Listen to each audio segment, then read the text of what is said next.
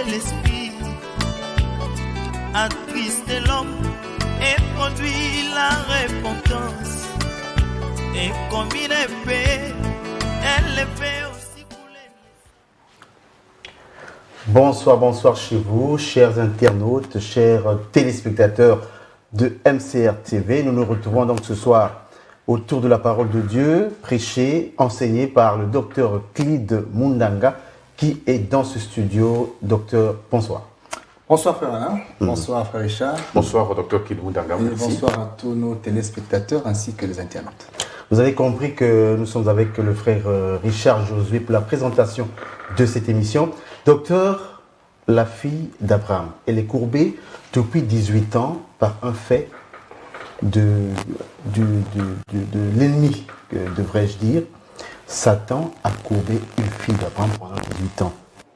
Vous avez battu en brèche l'idée selon laquelle un enfant de Dieu ne pouvait pas être possédé.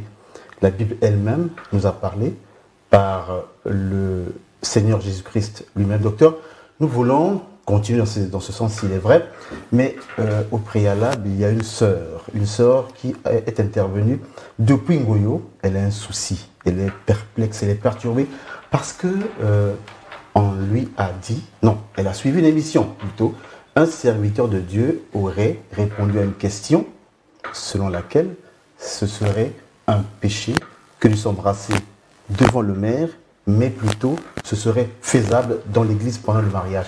C'est un sujet très glissant, docteur. Ça nous revient toujours. Mon cher Alain, je vais saisir la balle au bon et appuyer sur cette question pour aller davantage en profondeur parce que c'est une question cruciale et on va être très sérieux pour dire que cette problématique est en train de devenir virale tant il est vrai que ça va tendre à diviser les serviteurs de Dieu, les prêcheurs et prédicateurs de l'évangile parce que pendant que le docteur Clide Mundanga est en train justement de s'évertuer à clarifier cette problématique sur ce plateau de l'émission Que la lumière soit, il se trouve malheureusement que moi aussi j'ai reçu ce message. Et donc, tu fais très bien de commencer par cette question, comme pour demander au docteur Clide justement, ce soir, de nous aider à placer les points sur les i, à barrer au besoin tous les thèmes pour que l'on comprenne. Moi, je suis journaliste, je n'ai pas peur de citer les noms.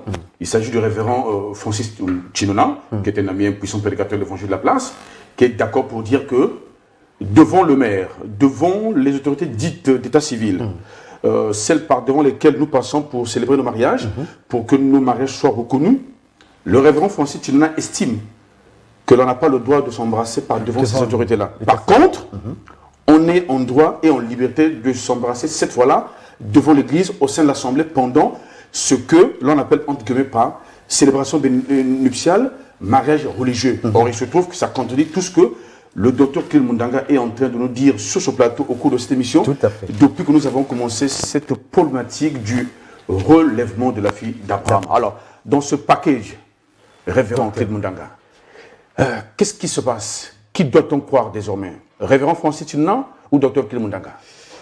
C'est des sujets que j'aime traiter au possible en affront ou en débat.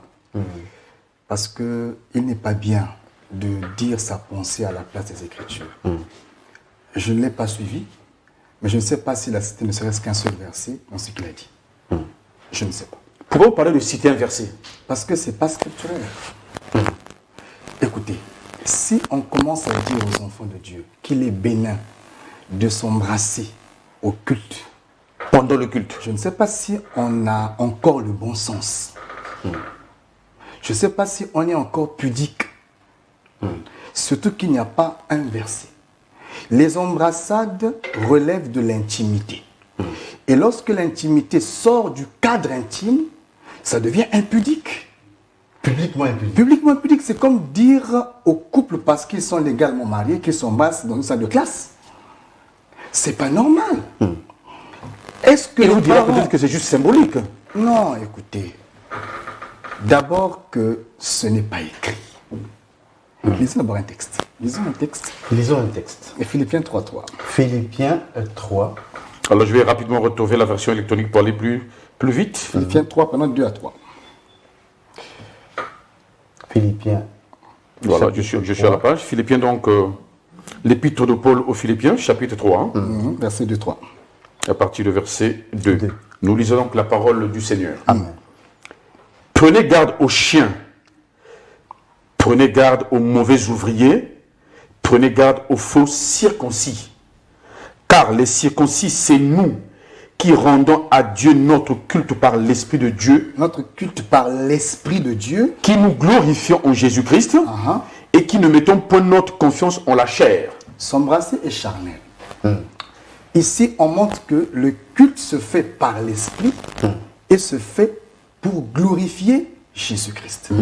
C'est-à-dire que lorsque nous rendons un culte, quand l'Église rend un culte, le culte, c'est le canal par lequel l'Assemblée rend la gloire à Dieu par Jésus. Voyez-vous? Mais lorsque nous organisons un culte en l'honneur des mariés, ce n'est plus la gloire qui répare à Jésus. La preuve en est que dans ces mariages dits religieux, j'ai expliqué ici la source de ce mariage. C'est sans contredit.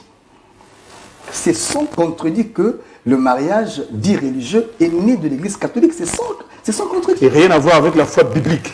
C'est sans contredit. Et donc, ça peut se passer dans une église catholique. Vous toléreriez? Écoutez, c'est un de leurs sacrements. Ça fait partie de leur sacrement. C'est leur dogme. Voyez-vous? Aucun apôtre n'a célébré un mariage dans l'Église. Aucun apôtre. Mais on peut bénir un mariage, comme vous l'avez expliqué les fois dernières. Oui, bénir, on peut tout bénir. On peut bénir un chef d'État. Il y a des États là où... Ça ne veut pas dire rendre culte à ce chef d'État. Ah non, l'homme de Dieu vient, déclare la parole sur l'autorité. Comme pour bénir son action en tant que Ça s'arrête là. président, chef d'État, Bénir, président de la République. c'est juste bien dire, c'est déclarer une parole sur la personne. L'homme oint déclare la parole à celui qui est investi pour une fonction, pour que la grâce de Dieu Accompagne la fonction. La personne et la Mais fonction. nous ne faisons pas un culte en l'honneur de la personne. C'est là toute la différence. J'aimerais éclairer cette question-là. Bibliquement parlant, ce que l'Écriture recommande, c'est la dot. D'après les textes, ce qui est recommandé, c'est la dot. Mais d'où vient finalement cette affaire de mariage officiel à l'état civil? J'arrive. docteur? La mairie au Congo a été investie quelques années. Quelques années. Tout avant, il n'y avait pas de mairie au Congo. Tous ceux qui étaient mariés avant n'étaient pas mariés. Ce n'était pas légal. C'est un travail humain, c'est un travail administratif. Voilà pourquoi le code officiel congolais de la famille reconnaît autant le mariage coutumier, donc dit la dot, Évidemment. que le mariage dit officiel, pour Évidemment. des besoins entre guillemets d'administration, pour des Évidemment. besoins d'état civil et compagnie. Au niveau, nous savons que c'est le père qui marie sa fille, jamais l'État. C'est le père qui marie sa fille. Mais l'État reconnaît et L'État sanctifie. vient vérifier si la chose a été faite dans le respect Dans de la les normes. coutume. Avec l'État vient pour authentifier en quelque sorte. Évidemment, parce que le mariage il est coutumier. L'État vient vérifier si la coutume de la localité a été respectée. À cet instant, l'État met son sceau. Comme pour dire, dorénavant, nous reconnaissons ce qui a été fait. Voilà pourquoi l'autorité d'état civil interroge même les parents, le chef de la famille, pour que ce dernier vienne avérer la déposition du jeune couple. Sinon des mariés. Des mariés, afin d'attester que, évidemment, ce qu'ils disent a été avéré. Que ce que nous voyons dans d'autres cultures ne nous embrouille pas. Nous ne prêchons pas les cultures occidentales, orientales et consorts. Même si c'est une bonne culture. Évidemment, nous prêchons la parole de Dieu. Dans la parole, ce qui est recommandé, c'est la dot. D'abord, celui qui n'a pas doté n'est pas en droit de prendre la femme. La preuve, c'est que même pour aller à l'état civil, il faut avoir préalablement doté sa femme. Évidemment. Mais j'aimerais d'abord rester dans les Écritures. Parce que les Écritures vont nous diviser.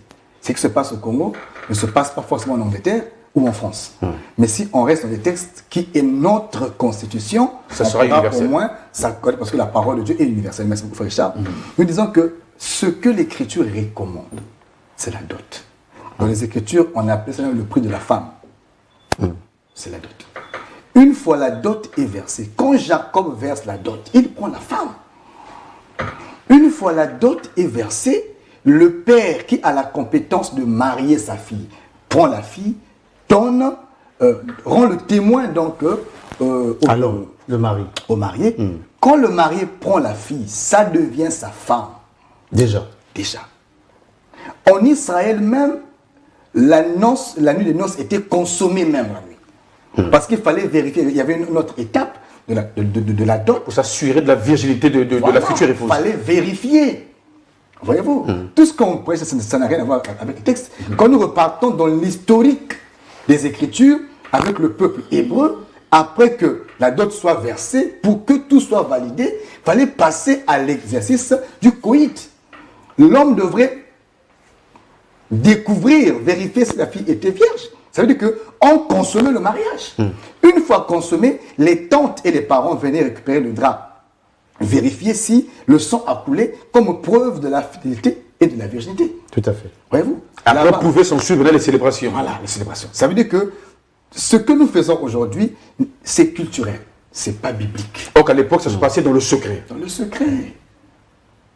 On part dans le secret, le couple va dans le secret, passe au rapport, et après on vérifie. Si le sang a coulé, le mariage est validé. Et les anciens célèbrent et confirment. Célèbre parce que la fille a été donc vierge, elle a honoré la parole, et voilà celui qui Et ça honorait aussi la famille de la sœur. fille. Et voilà. Et au cas où la fille ne se trouvait pas vierge, la dot était annulée, le mariage était annulé. Elle pouvait même être lapidée à l'époque. Voyez-vous, les temps ayant évolué, quand le maître vient, le maître n'approuve pas la lapidation. Vous savez que lorsqu'on a amené une femme en flagrant d'adultère, le maître a été contre la lapidation. Ceci dit, dorénavant, cette histoire de lapider la femme après vérification du drap ne passe plus parce que notre Seigneur n'est pas favorable à cette pratique-là. Si quelques Parce qu'il n'est pas favorable à la pratique de la loi de Moïse, eux don pour don. Lui étant venu avec la vérité. Évidemment. Mais la dot reste doctrinale. Alors, ce que les Écritures recommandent aux frères de rendre avant de prendre la femme, pour que la fille devienne sa femme, il doit payer le prix de la femme, c'est-à-dire la dot, auprès des parents. Et nous disons que le mariage est coutumier. Jacob disait, Laban a dit à Jacob, Jacob voulait prendre la fille cadette, à la place de la fille aînée. Jacob a dit, C'est-à-dire Rachel. dans cette contrée, ce n'est pas la coutume des gens. Il faut que l'aîné soit d'abord marié. Voilà, donc d'après la coutume, nous comprenons que le mariage, il est coutumier. Voyez-vous? Et d'après la coutume, ici, c'est que il faut payer le prix, donc la dot, c'est le prix de la femme. Quand tu as payé le prix, tu prends la femme t'appartient. La loi au Congo, là où nous sommes maintenant, pour rejoindre ce pasteur, la loi au Congo dit, après la dot, l'homme est en droit de prendre sa femme. Ça, On donne même 6 mois une sorte de période tampon en attendant la célébration à l'état civil. De période est donnée aux mariés pour aller maintenant avec l'état civil. Comme pour se préparer à cette étape du mariage dit officiel. Si le devant frère l'autorité, a les l'officier d'état moyens, civil. Si le frère a les moyens, après la dot, pour passer à l'état civil, il ne pêche pas. Il n'y a pas de problème. Il peut le faire en 24 heures, en 48 heures, ça dépend. Si ce dernier n'a pas de moyens, ne l'imposez pas ce que l'Écriture Ne lui a pas commandé. Voyez-vous, ces pasteurs qui copient les prêtres, mais qu'ils aillent à l'Église catholique. Et donc il copie tous les sacrements de l'Église catholique. Et qu'ils copient tout. Quel est cet apôtre qui a fait ça? Qui qu'on le cite? Et docteur Kilimondala, puisque nous parlons justement de cet aspect central et complexe du mariage, des questions sont aussi en train de se poser. Lorsqu'un frère veut prendre pour épouse une sœur, il passe par le pasteur ou par les parents de la sœur? Mais le pasteur ne marie pas. Le pasteur n'a pas vocation. Je le dis expressément parce que dans cette ville de Pointe-Noire, des pasteurs qui sont se en train passe d'imposer en aux frères que ce dernier passe d'abord par eux, les pasteurs, avant qu'ils n'aillent même voir les parents de la future épouse ou des futures épouses. Bon. C'est authentique. Toutes celles et ceux qui nous suivent savent que nous disons ce qui est et ce qui se fait et se pratique dans ce pays, dans les églises chrétiennes du Congo, de Pointe-Noire. Recentrons, vous voyez, parfois, il y a beaucoup trop de jeunesse dans nos églises. Malgré l'ancienneté des prédicateurs? Ben, tu peux être ancien en âge, mais tu n'as pas mûri. Eliou, le prophète, disait dans le livre de Job que la sagesse ne vient pas du nombre des cheveux blancs sur la tête. Nous avons beaucoup des vieillards en âge, mais qui ne valent pas leur âge. Donc, être vieux ne veut pas dire que tu as mûri. Seriez-vous en train d'indexer c'est certains de vos confrères prédicateurs de l'Évangile, notamment le pasteur Francis Tirana, puisque c'est de lui dont il est question. Il a osé dire que les mariés peuvent s'embrasser au sein du temple pendant la célébration du mariage religieux. Ce que je peux dire, c'est que ce qu'il a dit n'est pas biblique. Je rappelle que vous deux êtes aussi docteur de ministère. Il est docteur de l'Évangile du côté du message de Branham. Vous êtes docteur de l'Évangile du côté des assemblées dites chrétiennes. Bon, allez, on est en face de la télé, en face du monde. On est en direct au plus maintenant au Congo. Et ça se passe à travers la toile mondiale. Il faut qu'on ait quand même une idée, parce qu'on parle ici d'une question complexe. Il faut de la lumière. C'est que c'est parfois gratuit de faire une bataille à l'absence de la personne. C'est comme si je faisais un jugement à l'absence du concert. Vous souhaiterez une confrontation directe sur ce sujet? Ça vous irait sur ce sujet? Sur ce sujet-là, ça m'arrange très bien. Ça permettra au peuple de ne pas être égaré. Si nous, journalistes, réfléchissons à le convaincre d'accepter une telle confrontation télévisée, vous serez d'accord? Vous serez partant? Très volontiers. Ça je crois que le message est passé. Ça permettra à plusieurs de ne pas être embrouillés. Nous ferons le lobbying à propos, Dieu voulant. Voilà. Nous permettrons à plusieurs de ne pas être embrouillés. Disons ceci. Une fois la dot est versée, le monsieur est en droit de prendre sa femme. Aucune écriture ne l'interdit. S'il y a une qu'on me la pose, aucune écriture n'interdit après le paiement de la dot à l'homme de prendre sa femme. Mariage officiel ou pas? Officiel ou pas. Officiel, c'est un travail législatif. Ce n'est pas l'État qui marie une fille. C'est le père qui marie sa fille. Mais ce que nous concernons des tests, frères, s'il vous plaît. Une fois le père a marié sa fille, il donne la fille au monsieur. Le monsieur prend sa femme. Maintenant, si le monsieur a les moyens, je reviens, pour aller automatiquement vers les autorités compétentes à la mairie, il va prendre le certificat. Il fait tout le rituel lié à la compétence de l'officier d'état civil. Après cela, mais d'après le droit, ça devient sa femme. Maintenant, après que le maire ait déclaré mari et femme le couple, comment le pasteur peut-il dire que jusqu'à ce niveau-là, ce n'est pas légal? Quelle audace! Où se place le pasteur à cet instant? Entre les parents des mariés, l'officier d'état civil et le pasteur qui déjà, il n'y a pas d'écriture. Déjà, il n'y a pas d'écriture. Mais je veux bien comprendre cette audace. Ça vient d'où? D'où cela vient? Et qu'est-ce qui donne au pasteur ce droit de croire que ce qu'a fait le père, ce qu'a fait le maire n'est pas suffisant? Qu'est-ce qui donne ce droit? Dans les Écritures, c'est le père qui marie sa fille. Dans la République, l'officier a reconnu l'acte. Le pasteur, c'est quoi son problème? C'est peut-être parce que le mariage étant une institution divine, elle estime que c'est lui qui devrait avoir le dernier mot. C'est peut-être ce qui, justement, est en train d'envoyer les prédicateurs de l'Évangile. C'est un excès de zèle. J'appelle ça excès de zèle. J'appelle ça zèle amer. Quand il n'y a pas d'écriture, il faut savoir se taire. Voilà qui nous rappelle l'apôtre Paul. Quand il n'y a pas d'écriture, le prédicateur doit avoir l'immunité de se taire. Ne pas aller au-delà de ce qui est écrit. Une fois la dot versée, l'officier d'état civil, ce qui n'est pas aussi doctrinal, que quelqu'un aille à la mairie ou pas, il ne pêche pas. Quand bien même la mairie l'aurait considéré comme célibataire? Comment? Lui qui ne part pas à la mairie. Parce que pour l'état civil, tant qu'on n'est pas passé par devant l'officier d'état civil, on est considéré dans les papiers administratifs comme étant célibataire. Quoi que vous soyez coutumièrement parlant marié. Ça, c'est un problème administratif. C'est l'État qui a pensé comme ça. L'État peut aussi dormir et se réveiller, penser autrement. L'État est une continuité. L'intelligence se mûrit et grandit. Un jour à l'autre, ça peut changer. Ça là, c'est pas. Surtout que les législateurs, parmi les législateurs, nous comptons les enfants de Dieu, ceux qui pourraient changer un jour cette loi. Tout à fait. À l'instant où l'État faire évoluer les lois. À l'instant où l'État reconnaît la dot néanmoins. Ça règle la question. Voyez-vous, reconnaît la dot néanmoins. C'est pour des raisons de droit. Hein? Mais le droit évolue. Vous savez que le droit C'est pas statique. Et voilà, le droit évolutif. Jusqu'aujourd'hui, le code de la famille que régit nos mariages au Congo actuellement relève de plus de 30 ans. Il n'a pas été révisé, vous le savez.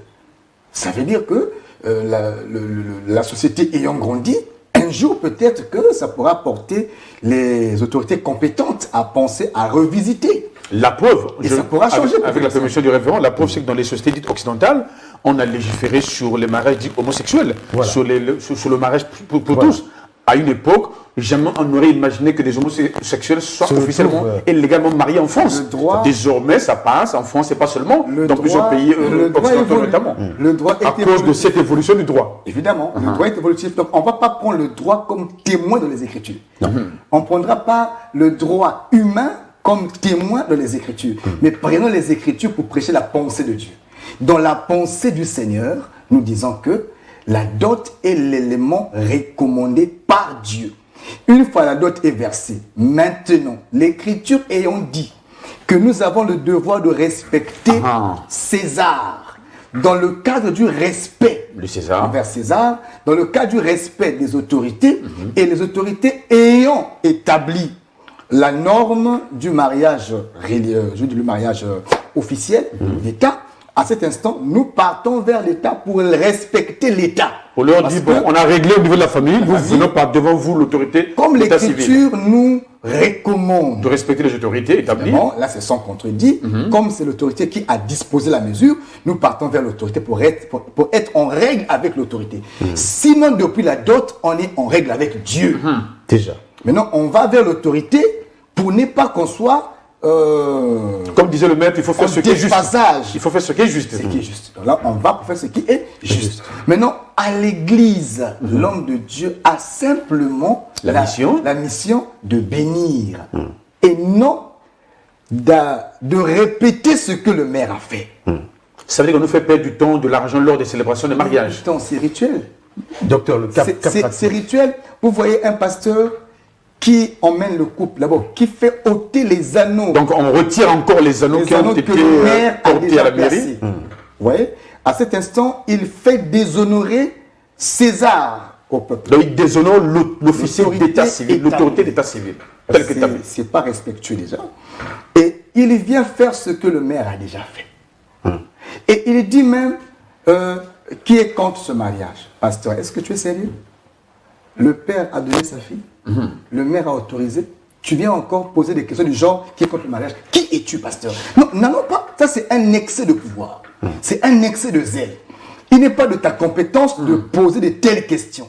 À l'instant où le père a marié sa fille, que tu le veuilles ou non, ça ne t'intéresse pas là-bas. C'est pas ton carré. Attends, quand tu marieras ta fille, tu poseras de telles questions. Mais le père a marié sa fille. On peut te porter plainte, pasteur, pour des choses que tu ne maîtrises pas. Voyez-vous? C'est insensé. Et si quelqu'un disait je suis contre, est-ce que tu vas qu'à ce mariage-là? Un mariage que le père a donné, que la mairie a déjà sanctifié, l'État a sanctifié. Tu vas casser ça? Oui, que ce sont des pièces théâtrales que nous assistons. Et à ces pièces théâtrales, le culte est rendu et fait en l'honneur du couple marié. Non pas du Seigneur. La preuve, on est quand le couple entre. Tous les cantiques sont orientés vers eux. On chante même pour eux. On prend les pagnes, on met pour que le couple entre dans l'église. Honneur qu'on a rendu à Jésus seul. En son temps. En son temps. Donc là, on rend ça maintenant aux mariés. Ça devient un culte de la personnalité. Les mariés entrent, tout le monde acclame, tout le monde est debout, même le pasteur, pour honorer les mariés qui entrent. Et là, docteur, je ne sais pas dans quelle écriture cela est recommandé. Et quand les mariés arrivent, on leur fait asseoir dans un lieu assez spécial. Et pour être en vue, quand même, c'est eux qui sont à l'honneur, docteur. On chante même pour eux. Dans l'église, c'est décoré en leur nom. Et après, le pasteur fait monter le couple pour dire au couple si c'est vrai que vous vous aimez, si c'est vrai que... donnez-nous le signe de cet amour, de cette réalité, de cette vérité. En fait, le pasteur veut dire, en plein culte, devant le peuple de Dieu, devant toutes les sensibilités, parents, Évidemment. enfants, mineurs, majeurs, tout le monde. Voilà, le pasteur Présent. dit, donc pour répondre à ce pasteur qui a parlé, il doit être l'un d'eux, il dit que le couple s'embrasse en plein culte, Dans la maison de Dieu, hystérie, en plein culte, en public. en public, en plein culte, devant les parents. Révérend, moi Devant les enfants. j'anime les mariages, je vous dis Voyez-vous. que ça se passe de coutume. C'est-à-dire, c'est la tradition. Hein. C'est triste. Donc, nous vivons cela au quotidien. La tradition de l'église, c'est triste. Voyez-vous? Ils s'embrassent en plein culte. Et le pasteur est content. D'autres même, tellement impudiques, ils vont juste dire non, c'est pas. Il faut reprendre ça. Il faut prendre. Et c'est du parfois temps. la demande du pasteur lui-même. Le pasteur dit, ça c'est-à-dire que si tu Et n'as ça se fait dans une ambiance hystérique. si, Tout le monde. Avec la bénédiction de tous les fidèles Ouais. du corps pastoral. si tu n'as pas une intelligence courbée, tu ne peux pas faire ça. Parlons-en de l'intelligence courbée, justement. Mais nous y sommes en effet. Parce que comment sommes-nous arrivés là? En plein culte, on dit au couple de s'embrasser, nous acclamons. À cet instant, où mettons-nous le Seigneur? Non, écoutez, allez faire ça ailleurs. Et là, docteur, Allez faire ça ailleurs, pas l'église. je reviens sur l'écriture que vous avez choisie. Moi, je note la sévérité de cette écriture. Prenez garde aux chiens, prenez garde aux faux ouvriers, prenez garde aux faux circoncis. Évidemment. Pardon, mais c'est sérieux. Mais ceux qui font ça, tu as déjà vu un chien avoir honte de faire les rapports devant les gens? Non. C'est un comportement animal. Quand on ne peut plus avoir honte, mais on perd l'humanité là. On devient carrément animal. Benoît, écoutez, monsieur Richard Josué est marié avec sa femme et les enfants. Quand il veut passer des intimités avec sa femme, je pense que ce n'est pas au salon qu'il le fait. Même quand c'est chez eux-mêmes, ça ne peut pas se passer. Dans son propre salon, avec les enfants, il ne le fera pas. Monsieur Richard va dire aux enfants, allez dormir. Tout Ou à fait. lui-même va prendre sa femme pour aller dans la chambre. Parce qu'à cet instant, il sait, il est conscient que ça ne peut pas se faire Devant les enfants. devant les enfants. Donc ce que pasteur ne peut pas faire devant ses enfants, c'est dans l'église que tu viens faire ça. Ouais. Là, on a quitté l'étape de l'humain, on devient animal. D'où est venue cette courbure de l'intelligence spirituelle au sein même de l'Église, j'allais même dire au niveau sacerdotal. C'est là que c'est fort, que ça se passe parmi les fidèles, on comprendrait. Or, les prédicateurs de l'Évangile, les ministres de Dieu, les Éphésiens 4.11 ou 4.12 sont censés être les gardiens du temple, non? Ceux qui ne se repentiront pas, ceux qui veulent s'endurcir, ont la marque de la flétrissure et de la condamnation. Devant l'écriture, il faut être humble, il faut être capable de simuler. Ça ne sert pas de faire le fort devant l'écriture. Voyez-vous, il n'y a pas d'écriture, ayez l'humilité de vous repentir. Ceux qui perpétuent de telles actions catholiques, je leur conseille d'aller au grand séminaire, d'aller rattraper le chemin et de se faire prêtre ou abbé.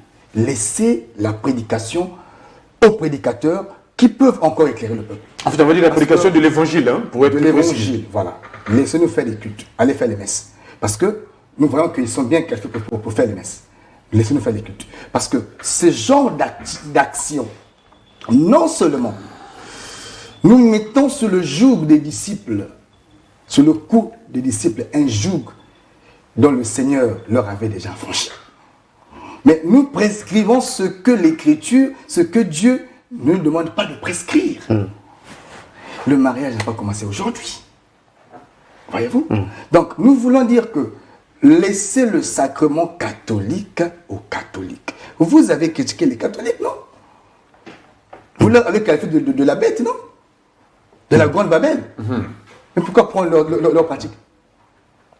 Pourquoi prendre leur pratique? Vous leur avez critiqué. On prend ce qui les arrange, certainement. Mais non, écoutez, donc, il n'y a pas eu sincère repentance. Il n'y a pas eu ce que je dis, je le dis haut et fort, avec toute liberté, tout prêt à tout affrontement sur un plateau de télé. L'apôtre Paul aurait dit, Pour défendre ce que je dis. l'apôtre Paul dirait à notre place, hein, qui vous a appris ça? Est-ce que c'est de chez vous que l'Évangile est sorti? Ah oui, l'évangile sort des Juifs, les Écritures, ça n'existe pas. Et c'est une pratique traditionnelle tirée de la foi catholique. Ça, Donc, notamment occidentale. Il n'y a pas de débat là-dessus. Donc, à la sœur qui a posé la question, le pasteur qui a dit, ou qui aurait dit que celui qui s'embrasse à la mairie pêche. Il faut nous dire que celui qui s'embrasse aussi à l'église Fait pire. fait pire. Vous voyez, j'ai assisté à une dot, ça remonte de 4 ans passés peut-être, ça se passe à Chimbamba, à Pointe-Noire, et à cette étape-là, la foule était très agitée, très agitée. Pour quelle raison, docteur? Tout le monde était debout parce que le marié avait tout versé. Alors, c'était l'étape où il fallait remettre la jeune fille auprès du monsieur. Très électrocuté la foule. Et voilà que le Nzonzi, du côté du père, était une autorité, c'était un conseiller d'une autorité de la place. Il dit qu'il y avait eu conseil des Nzonzi à Pointe-Noire. Et ils se sont rendus compte qu'il y avait des étapes à supprimer, comme répandre le parfum, comme beaucoup de choses.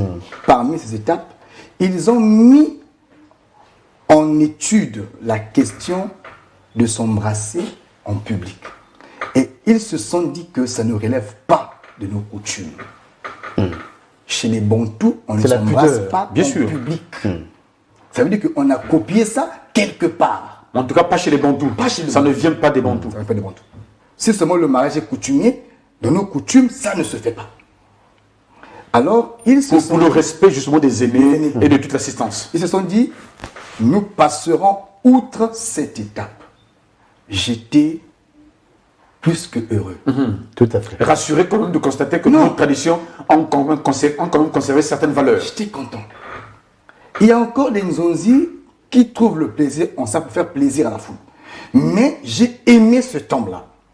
Hein? Autorité de son état, il a fait valoir. Les traditions bantoues. Voilà. Il dit, cette étape-là, on passe outre. Le monsieur a pris sa fille, il dit d'ailleurs vous êtes marié. Il dit même, vous vivez même déjà maritalement.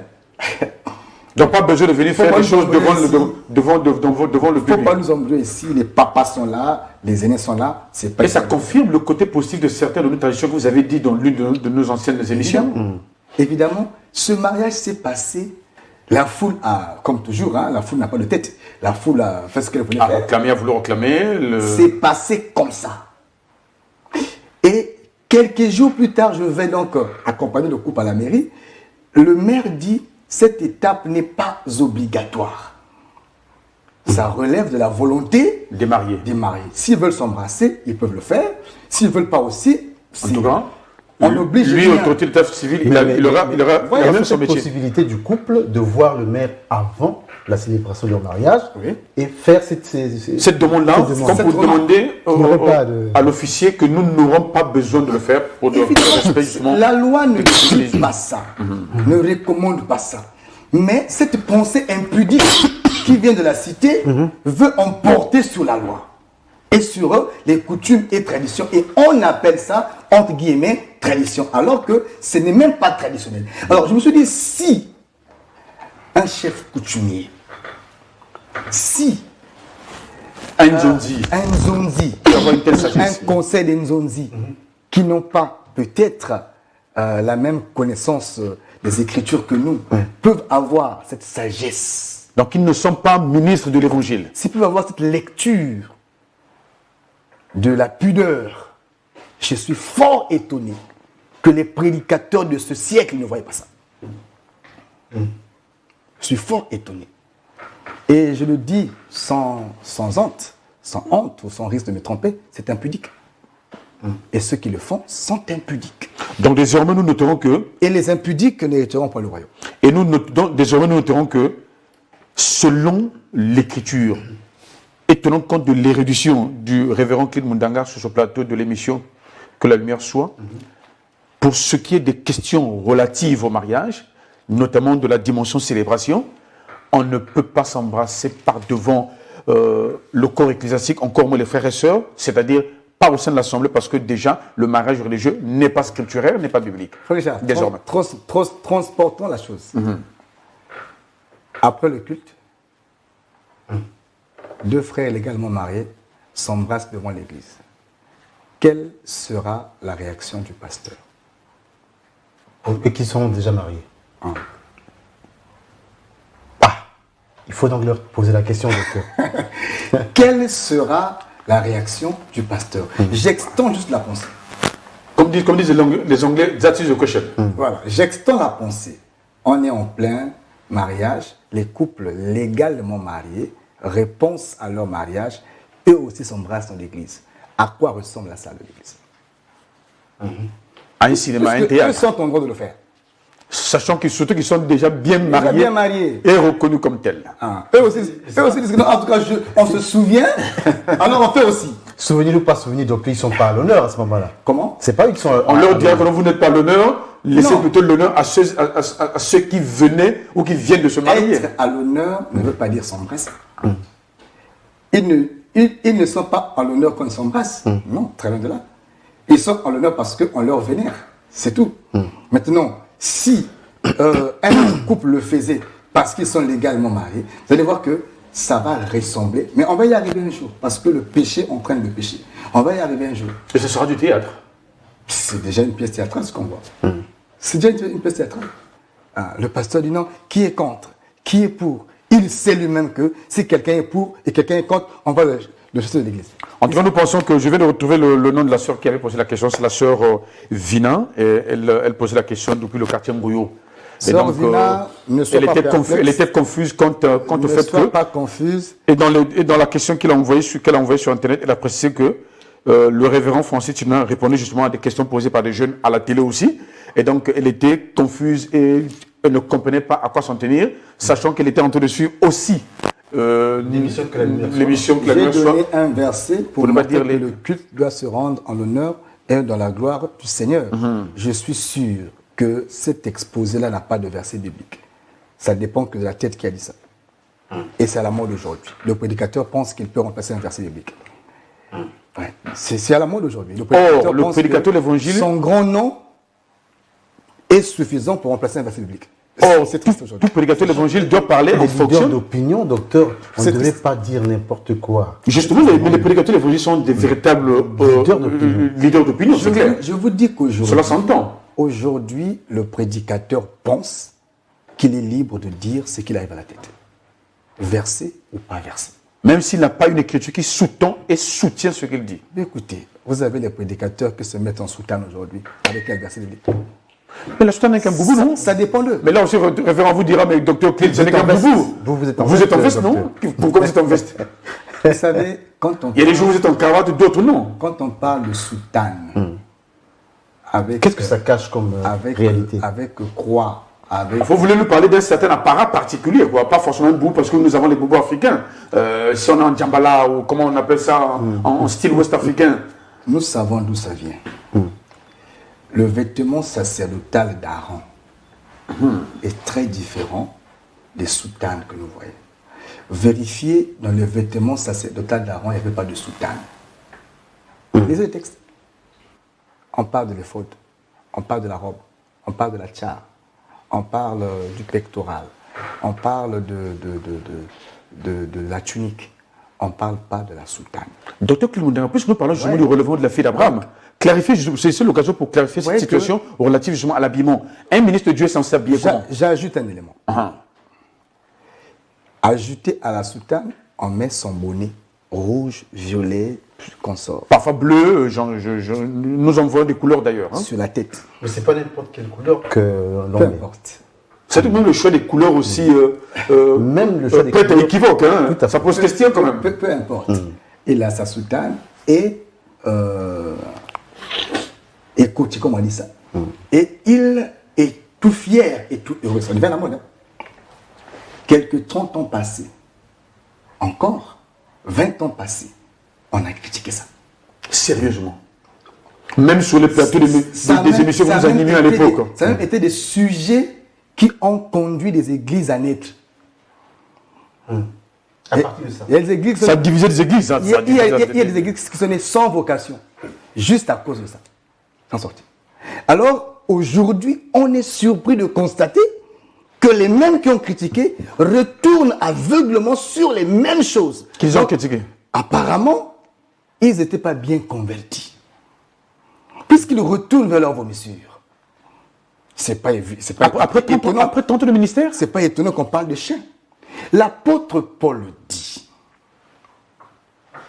1 Corinthiens chapitre 11, à partir du verset 4. Les uns un peu frère Richard. 1 Corinthiens, donc la première épître de Paul aux Corinthiens. 11, 4, 5. À partir du Chapitre 11, hein, à partir du verset 4. 4. Voilà, j'y suis.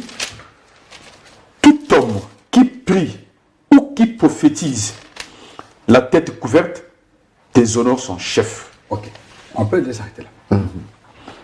Tout homme qui prie ou qui prophétise, Déshonore son chef. la tête Couverte. couverte, Déshonore son chef. déshonore son chef. Qui est son chef? Christ. Mais les hommes ont oublié ce verset-là, Comme par enchantement.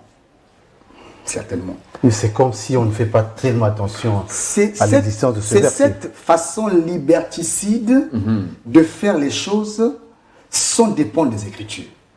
Aujourd'hui, l'homme pense qu'il peut son Dieu. Paul disait, je puis tout Par par celui celui qui qui me me fortifie. fortifie. Mais de nos jours, les prédicateurs, mais vous savez, au mieux faire la science. Hein, tu es libre de dire ce que tu penses. Mais la parole de Dieu, il faut respecter l'écriture. Voyez-vous, longtemps on a dit dans nos églises, si un frère rentre avec son chapeau, on le taxe de païen. Mais le conducteur lui-même est en bonnet. C'est bizarre. Je ne sais pas quelle est cette église qui te fera entrer au protocole avec un chapeau. Je ne sais pas.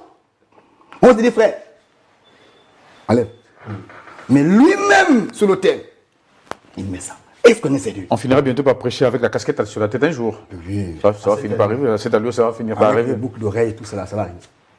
Si ce n'est déjà. Non, avec des boucles d'oreilles, c'est déjà arrivé. Nous voyons cela notamment en Occident, en Europe, en Amérique. Moi, j'ai vu, je vois à la télé des prédicateurs, les cet évangélistes, esprit avec des boucles coupiste. d'oreilles. Homme, Cet esprit après, ça sort de coupiste, l'ordinaire. malheureusement, l'Église veut se conformer au siècle présent. Finalement, C'est si on vous a bien compris, docteur, L'Écriture dit ne vous conformez pas Au siècle présent. présent. si on vous a bien compris, On s'y conforme, là. l'idée, en fait, c'est de s'habiller de manière décente, en tenant compte justement de ce que recommande la Bible, quoi. Parce qu'au fond, que l'on soit en boubou africain, tant que c'est décent, c'est le corps est couvert, et qu'on a respecté les principes tels qu'établis, notamment qu'un homme ne peut pas prier son Dieu, ni parler à part de Dieu, ayant la tête couverte. À l'opposé, la femme doit plutôt avoir sa tête couverte, et la chevelure lui avait été donnée comme voile. On ne prêche plus ça aujourd'hui. Nous avons nos thèmes à nous. Nous avons nos thèmes à nous qui nous arrangent, des thèmes qui sont passables par rapport au temps actuel. Vous avez les écritures qui ont même été actualisées. Hein, vous avez des prédications qui ont été amendées, En révisées. fonction de la civilisation, Évidemment, pour être un peu à la mode, pour ne pas être en déphasage avec le temps où nous sommes, le monde a évolué. Et donc il faut évoluer avec. il faut faire évoluer l'écriture, quoi. Alors que l'écriture, lui, elle, je veux dire, n'évolue pas. Le même, hier, aujourd'hui, éternellement. L'écriture n'évolue pas. L'écriture n'a pas besoin d'évolution. Elle reste la même. Elle est là. Tout passera. Elle reste là. Et donc, en rapport avec le relèvement de la fille d'Abraham, la question qu'on doit vous poser tout de suite, c'est est-ce que la fille d'Abraham sera relevée? Est-ce qu'elle est en capacité de se relever? Avec tout ce qui se passe, Aujourd'hui, ça devient compliqué. dans le monde entier, docteur. Ça devient difficile. Il faut admettre, parce que là on parle de la fille d'Abraham, peut-être comme église. Parce qu'on peut parler de la fille d'Abraham comme église, D'abord. on peut parler de la fille d'Abraham comme Israël, évidemment, mais on peut parler de la fille d'Abraham comme l'individu. Ok. Donc, Donc, homme ou femme, hein? Homme ou femme. Depuis le début, on parlait de la fille d'Abraham comme étant l'individu. On a touché beaucoup de points, des possessions démoniaques et tout ça là. Mais vous avez aussi démontré que même en tant qu'église aussi, en tant que ministre de Dieu aussi, ainsi de suite. Voilà. Et je pense que l'aspect que nous traitons ce soir saisit la fille d'Abraham comme étant une église. L'église de Dieu. Parce qu'il y a dans le monde les églises des hommes et l'église de Dieu. Ok. L'église de Dieu, à l'instant où je parle, reconnaît le son de la trompette. L'église de Dieu. Les églises des hommes n'ont que faire avec la voix de Dieu. Ça dépend Elles de leur- n'entendront jamais cette voix d'ailleurs, Ça puisqu'elles ne dépend- connaissent pas cette voix. Ça dépend d'eux-mêmes. Ça dépend de... Quelqu'un dira, je vous dis, c'est moi qui vous dis. Ouais, donc c'est son église à lui. Mais l'église du Seigneur, on dit, l'écriture dit. La parole dit. Ah, mais pardon, docteur, je vous prends au mot. le grand docteur, l'apôtre Paul, avait en son temps disait aussi, moi, je dis. non pas le Seigneur, mais moi, Paul, je vous dis. À ce moment-là, qu'est-ce qu'on retient, docteur? L'apôtre Paul, c'est l'écriture aujourd'hui. Ce n'est plus un homme, c'est l'écriture. Ah bon? Mais quelqu'un va aussi dire, pardon docteur, mais quelqu'un va pour dire, mais lui aussi il a été investi.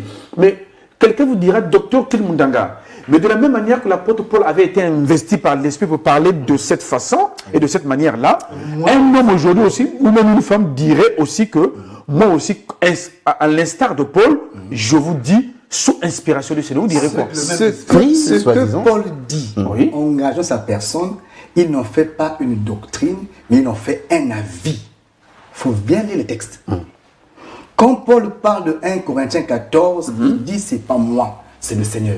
Si quelqu'un croit être inspiré, prophète et consort, qu'il reconnaisse que ce que j'ai dit est un commandement du Seigneur. C'est pas lui. Dans 1 Corinthiens 7, il traite un avis. C'est-à-dire que si tu es venu au Seigneur avec une femme qui est non-croyante, tu n'as pas à la répudier. Mais si la femme veut, elle, partir, bon, tu peux la laisser partir. Son choix. Et son choix. Et Paul donne un avis. Et il dit que je crois moi aussi être inspiré par le Seigneur. Il a donné un avis. Mais c'est là que les gens de sortent en bouffée, Paul justement. dit par exemple qu'il souhaiterait, à cause des tribulations de la chair et tout ce qui tourne autour, que les hommes soient comme lui. C'est-à-dire eunuques ou célibataires. Voyez-vous? Et c'est un avis. Là, c'est un avis, ça concerne Paul. Qu'on peut ou ne pas suivre. Moi, je ne prends pas. Parce que là-bas, Paul présente ça comme un avis. Et je suis conscient que je ne peux pas être comme Paul. Pardon, mais cet avis est docteur, là, C'est pas doctrinal. Pardon, mais là, je ne suis pas docteur. Cet avis de Paul est codifié dans l'écriture. Oui, mais ce n'est pas doctrinal. Toute écriture n'est pas doctrinale. Pardon? Et donc, voilà. vous qui êtes prédicateur de l'évangile, il faut souligner cet aspect-là. Ce qui n'est pas doctrinal, qu'est-ce qu'on en fait? C'est parce que nous ne sommes pas... On n'a pas le temps, on allait lire ce que dit Paul quand il dit que moi, je vous dis... Non, si on peut rattraper ça en 1 minute, ou donner l'écriture pour que l'on puisse... Vas-y. C'est quelle lecture, pardon, docteur? C'est 1 Corinthiens chapitre 7. Donc, toujours la première épître de Paul aux Corinthiens, chapitre 7. Quel verset? Chapitre 7. Et Je pense que c'est par là qu'on va chuter parce que... Certainement, oui. prenons à partir du verset 10. À partir du verset 10. Donc, première épître de Paul aux Corinthiens, chapitre 7, à partir du verset 10. Très rapidement. À ceux qui sont mariés, j'ordonne, non pas moi, mais le Seigneur, que la femme ne se sépare point de son mari. Si elle est séparée, qu'elle demeure sans se marier, ou qu'elle se réconcilie avec son mari, et que le mari ne répudie point sa femme. Aux autres, ce n'est pas le Seigneur, c'est moi qui dis. Ok. Si un frère a une femme non croyante et qu'elle consente à habiter avec lui, qu'il ne la répudie point. Et si une femme a un mari non croyant et qu'il consente à habiter avec elle, qu'elle ne répudie point son mari. Car le mari non croyant est sanctifié par la femme et la femme non croyante est sanctifiée par le frère. Autrement, vos enfants seraient impurs, tandis que maintenant ils sont saints. Si le non croyant se sépare, qu'il se sépare. Le frère ou la sœur ne sont pas liés dans ces cas-là. Dieu nous a appelés à vivre en paix. Car, que sais-tu, femme, si tu sauveras ton mari? Que sais-tu, mari, si tu sauveras ta femme? Ce que Paul dit là n'est pas une doctrine. Paul pense et donne un avis. Et cet avis, que tu fasses ça ou non, tu ne pêches pas. Parce qu'il est question d'un point qui n'est pas doctrinal, mais un sujet à éclairer. Cependant, la doctrine, Paul dit, c'est le Seigneur qui a parlé. Jésus disait, allez partout, enseignez-les à observer tout ce que je vous ai prescrit. Donc la doctrine, c'est ce que Jésus a prescrit. Mais ce que Christ n'a pas prescrit, que Paul donne comme conseil, ça n'engage que Paul. Tu peux prendre ou pas, tu ne pêches pas. Ah bon. Docteur, nous voulons mettre un terme à cette émission ce soir parce que nous sommes déjà au-delà du temps Bien sûr. qui nous a été imparti. Docteur, merci beaucoup pour votre disponibilité et surtout pour ces éclairages que nous obtenons toujours dans cette émission. Un petit rappel que les téléspectateurs peuvent continuer à poser les questions à travers le net sur la page Facebook de l'église, le Rassemblement des Saints. Les numéros de téléphone sont affichés au bas de l'écran. Et un petit rappel sur le lieu où se trouve le Rassemblement des Saints pour ceux qui sont en Pointe-Noire au Congo. L'église est située à la base Socoprise. Quand vous partez du rond-point Ilama pour la brasserie, la toute première ruelle à votre droite, la seconde parcelle à gauche. Et je rappelle que l'église est en ce moment en programme de prière, nous poursuivons évidemment le relèvement de la fille d'Abraham, mais nous traitons les cas des liens sataniques, des prisons sataniques, car l'Écriture en fait mention au verset 16 du chapitre 13 de Luc, et nous traitons aussi la possession démoniaque. Et à ce jour, nous pouvons rassurer au peuple que Dieu est vraiment en train de nous éclairer et aussi de nous accompagner, parce que c'est des moments très forts, et j'invite la ville Océane de venir se joindre à nous. Tout le monde est attendu. Voilà. En tout cas, venez. Ces éléments seront joignez-vous à nous. seront repris dans l'émission, docteur. Les liens Évidemment, évidemment. Merci beaucoup pour votre aimable attention, chers téléspectateurs, chers internautes. Nous sommes donc à la fin de cette émission et nous disons simplement que ceux qui ont des oreilles entendent ce que l'Esprit dit à l'Église corps de Christ et que ceux qui entendent comprennent et pratiquent la parole de Dieu. À bon entendeur. Shalom et à mardi prochain.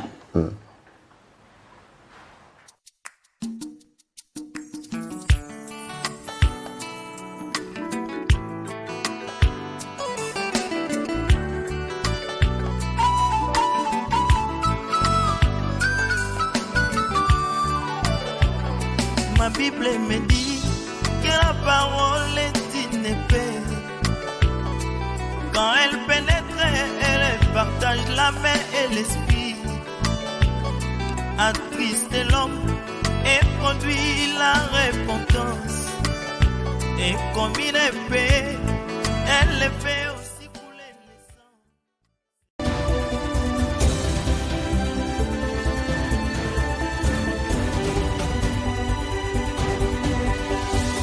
MCR TV, notre partenaire média.